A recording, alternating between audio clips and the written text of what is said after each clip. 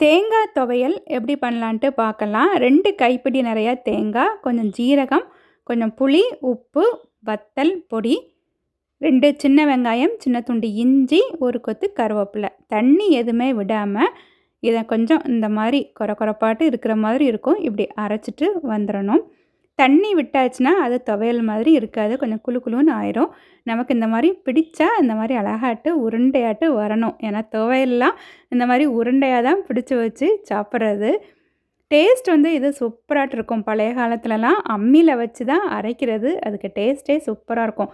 இந்த துவையல் கஞ்சிக்கு ரொம்ப நல்லாயிருக்கும். இந்த மாதிரி சிறுபயிர் கஞ்சி, உளுந்தங்கஞ்சி, இன்னுமே வேறு நம்ம கோதுமை கஞ்சி, எந்த கஞ்சிக்குனாலுமே இது ரொம்ப நல்லாயிருக்கும். கன்னியாகுமரி டிஸ்ட்ரிக்டில் இந்த புளி உப்புன்னு ஒன்று பண்ணுவாங்க, பச்சை புளி ரசம்னு.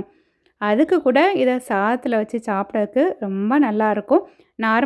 நம்ம நார்மலாக கெட்டுச்சோறு பண்ணுவோம்ல, லெமன் ரைஸு, புளியோதரை, அதுக்கெலாம் கூட இந்த துவையல் செய்து வச்சு சாப்பிட்றதுக்கு ரொம்ப நல்லாயிருக்கும்.